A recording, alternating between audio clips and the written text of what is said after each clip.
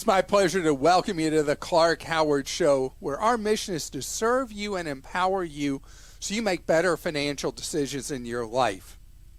Well, what if I don't deliver?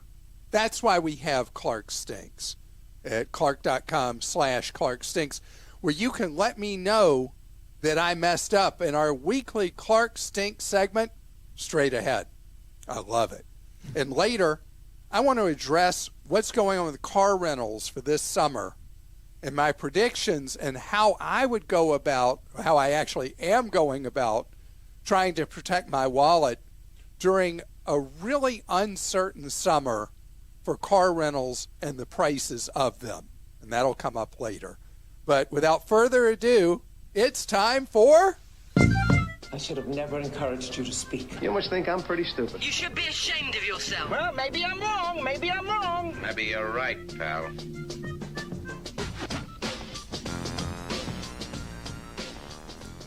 You don't quite stink, but your advice to the person from Oregon asking about earthquake insurance was well past its expiration date, and I did get several from people in Oregon about this.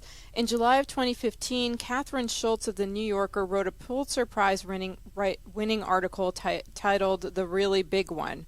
In short, when the fault line known as the Cascadia subduction zone experiences a full rupture, it will destroy everything west of I-5 from Seattle to Northern California with an 8.7 to 9.2 magnitude earthquake along that full distance. It will be the largest natural disaster in the history of the Northern Hemisphere.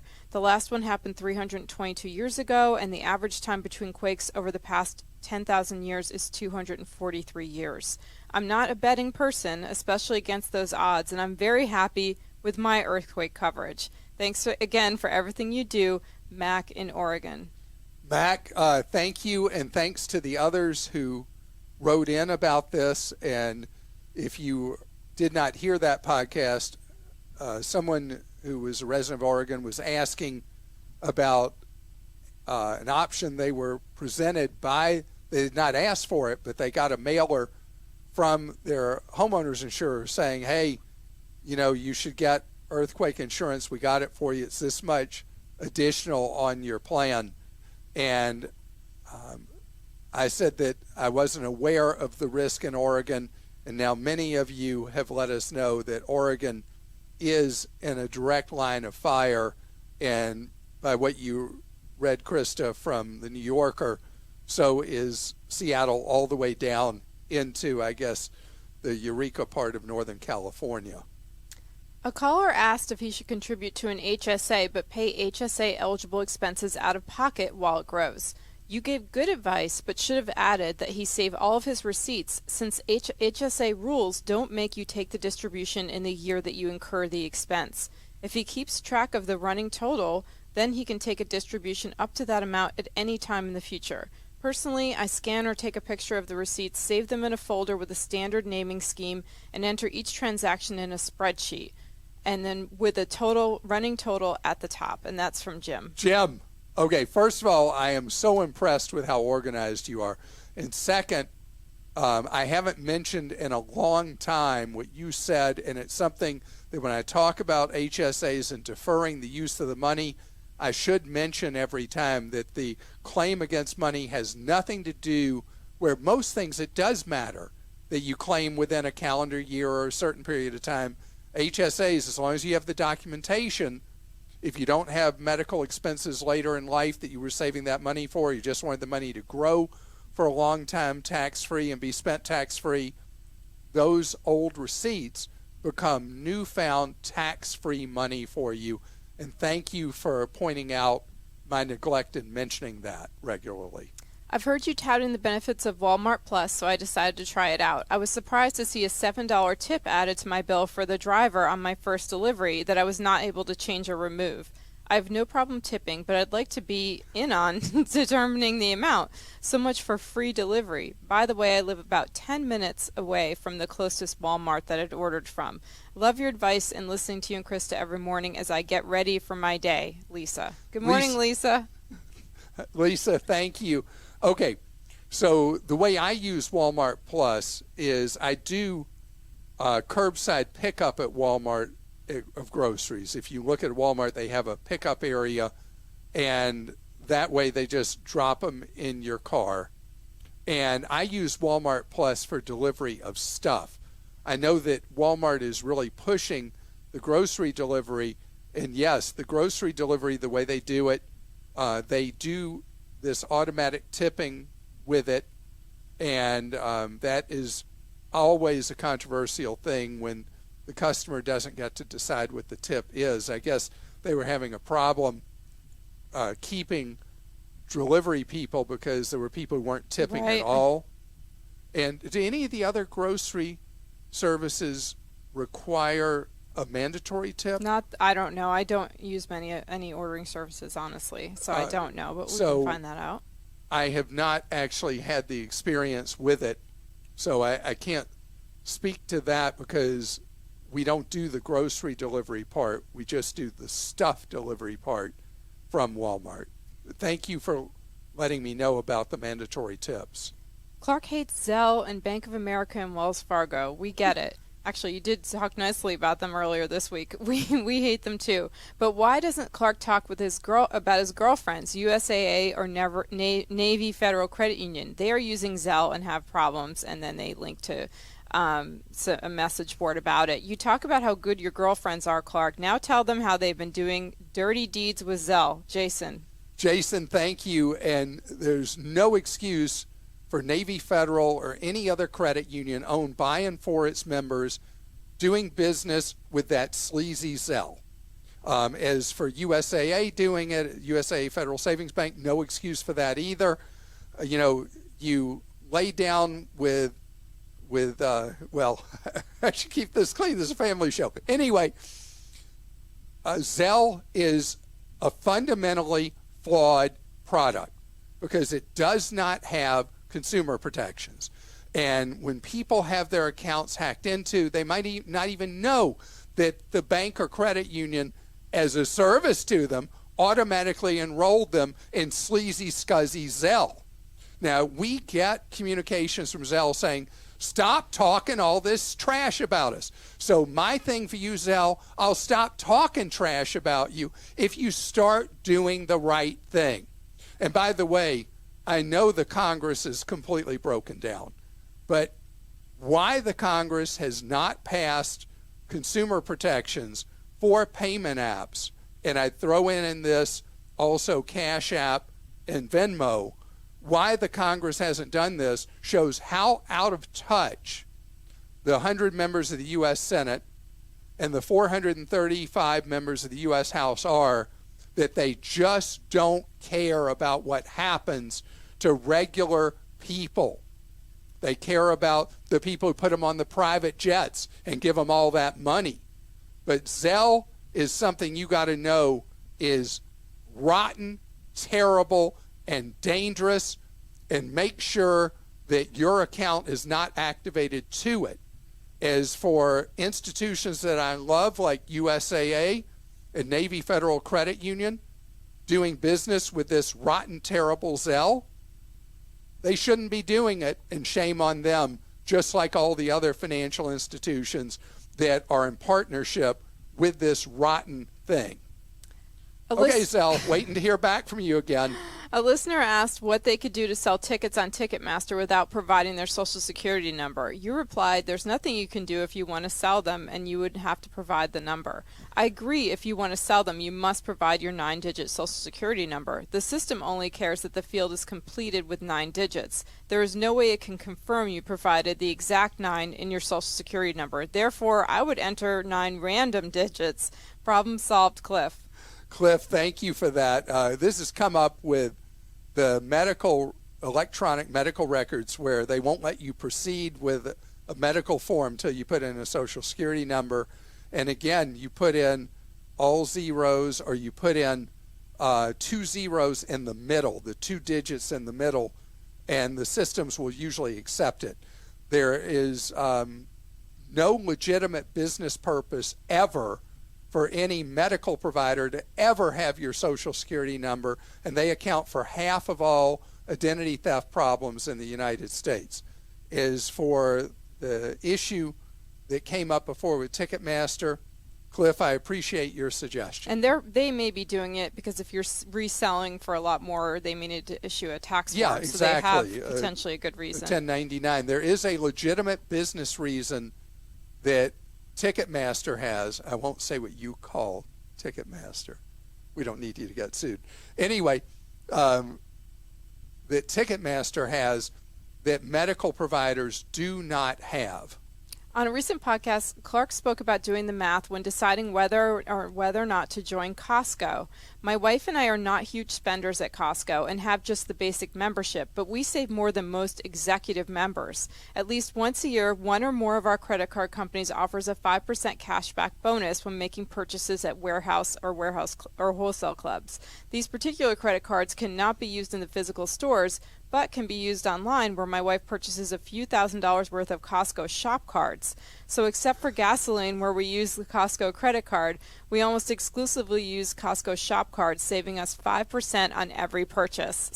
Scott, you're brilliant. I mean, most people are never going to jump through those hoops, but at Costco.com, you have choice of forms of payment that you don't have in the warehouse club, and hope Costco doesn't decide to change that policy now that you've let the cat out of the bag, Scott. Clark mentioned that you do not want to end up in a crummy loan from the dealer when buying a new car. However, I recently bought a new RAV4 and the loan was 2.49% APR from the dealer, but over 3% from my credit union. Is there something I'm missing? And both loans were for 60 months, even though Clark recommends 48. 42. Sorry, Clark. I promised to pay it off early, but the rate does not go down if I shorten the term, so I'm sticking to 60. James, okay. So the whole thing with qualifying for a vehicle loan with a credit union is that normally that's going to be the cheapest rate available. Christa and her husband bought a vehicle recently, and you were offered what interest rate for the 2.78 from the manufacturer, and then we got 1.88. 1.88 from a credit union. Mm-hmm. So your situation was unusual that the dealer was able to offer you a cheaper loan than a credit union. The beauty of pre-qualifying at a credit union is you know what the rate is, and if the dealer can beat it, fine. The only issue that could ever come up with a dealer that could be a problem is if there's a prepayment penalty on the loan you get from them. There would not be such a thing at a credit union. Clark, you don't stink, but you forgot to answer part of a question. Someone asked you about certain finance gurus recommending gold, and if they, the gurus, got paid for that. While you gave a great explanation for why or why not one would want to own gold during times of uncertainty, you should have mentioned that, yes, many people giving financial advice on various media platforms are getting paid referral fees or paid directly by the companies they recommend. David. Yeah, and David, thank you for mentioning that. And I should mention as well that if you're a listener to talk radio, your favorite hosts that are all touting gold in what sound like commentaries but are actually commercials, they're all getting referral fees or they're getting straight pay for doing those, what they call reads for gold. And so no, those are not objective recommendations at all. That's pay for play, essentially. So I appreciate all your posts on Clark Stinks. If this reminded you of something you heard me say or forget to say or said what you feel is just like I'm out of my mind, please go to clark.com/clarkstinks and post that for me. And coming up straight ahead, if you're taking a vacation this summer and you're going to involve needing a rental car, we got to talk. So I rent cars quite frequently. And as you know, I'm very price sensitive. And I've been watching what's happened with the roller coaster of car rental prices. In a quick, brief summary of what happened back in 2020, when travel basically shut down in the United States, car rental companies were in a world of hurt. Hertz filed for bankruptcy. The others were desperate to hold on to any cash, and they sold off their vehicle fleets overwhelmingly.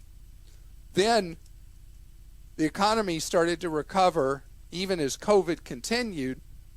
People started traveling again, but in smaller numbers, And then we had the problem with the auto factories repeatedly closed because they were having outbreaks of COVID. Production went way down. People started buying used cars. There weren't enough of them to replace all the production problems.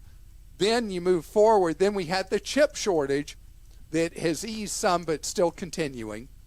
And so the car rental companies went in, and they're principally responsible for the huge run-up in the price of used vehicles because they had to suddenly rebuild their fleets, and they did it with used vehicles because they couldn't get new.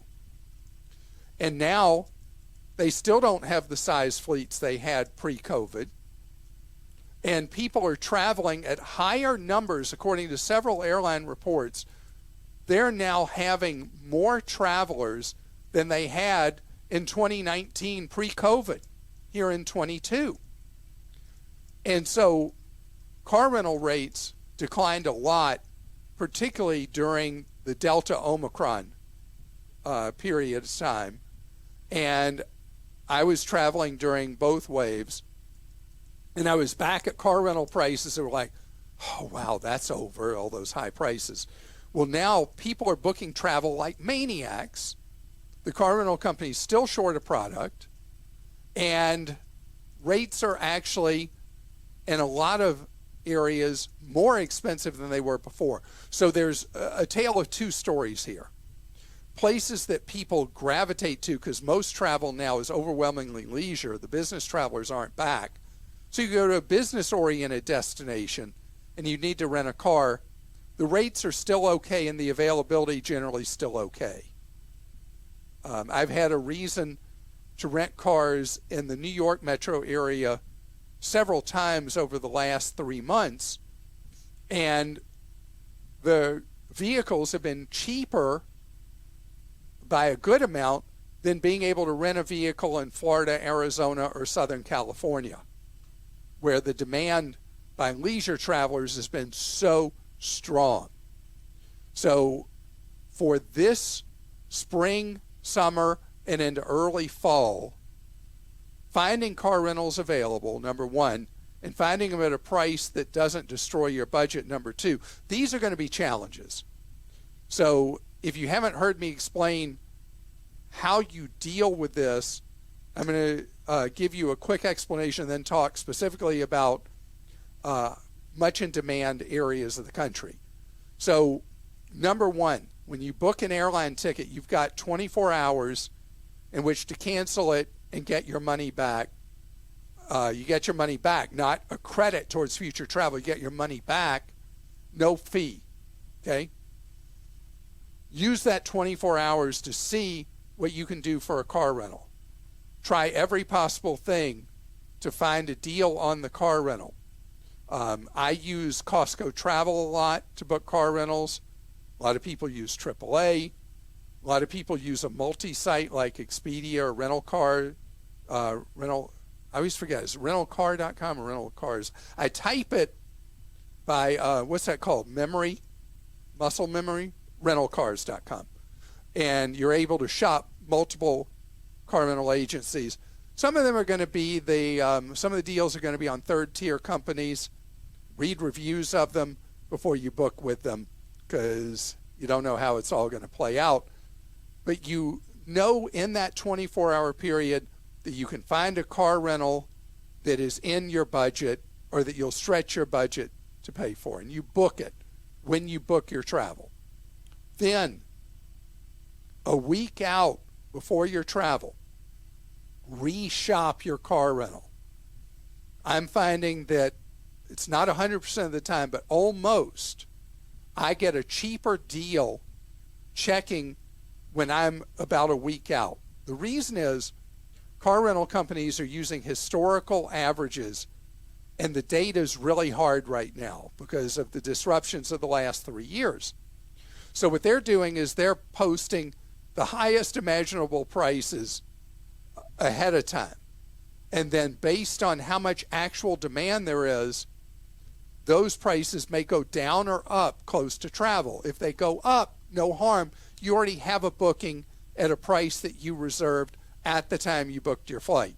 On the other hand, if prices actually go the other way and you're able to rebook into a lower price, great, no penalty to do that. So you win either way.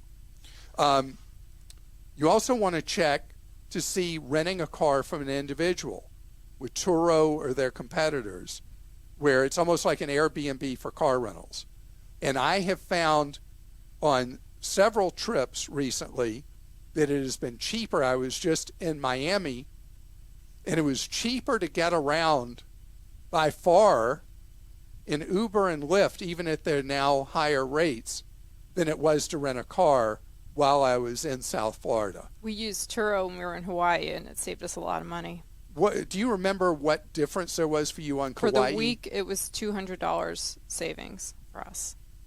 And I'm just curious what the relative rates were. What was the Turo for the week? It was like the Turo came to, I think, $600, and it was going to be $850 or so with the rental car companies at the cheapest. I want you to imagine what Christa's talking about. The car rentals are even, she saved $200. It used to be your whole week was less than $200. Right. That was the savings, and it was still $90 a day. Mm-hmm. Whoa. So that's why you got to be aware that your airline ticket, particularly for domestic travel, for multiple people added together will usually be cheaper at a fun in the sun destination than your actual car rental for that time period, even when you add all the airline tickets together. That's serious stuff, isn't it? It really is. It really is. Tim in Arizona says, I recently did an emergency car rental when a flight was canceled. I signed up for the car rental company's rewards program, at the time putting my credit card on file with the car rental company. Saying the rental company's name makes my head hurts.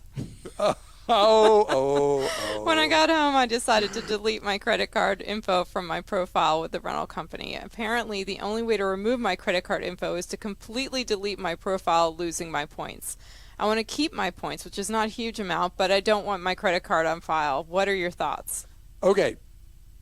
So, Tim, what people have done in this case is they take a small value stored card, what do you call those? They're not gift cards. Yeah, stored value like Visa or MasterCard. And they change their profile to that. There's not much that could happen. But as far as a car rental company having your credit card on file, I've not found that to be a problem or an issue. If anything got compromised, you are protected 100% in that case by your credit card company. And so I would not fret too much. You don't want to lose your Hertz frequent renter points because you can turn those into free days against these very expensive rental rates we're talking about. This is from Linda in New Hampshire. You were talking about purchasing your European travel for summer now. I have two questions. Would you be nervous about the unrest? We were thinking about Norway from Boston. My second question is regarding flexibility. By my research so far with SAS, Iceland Air, and Lufthansa, the affordable tickets are on non-refundable and non-changeable flights. I'm surprised there's not more flexibility concerning COVID. Do you have any suggestions? Can't wait to travel again. So, Linda, what the airlines have been doing is their equivalent of basic economy, and different international airlines call it a different thing.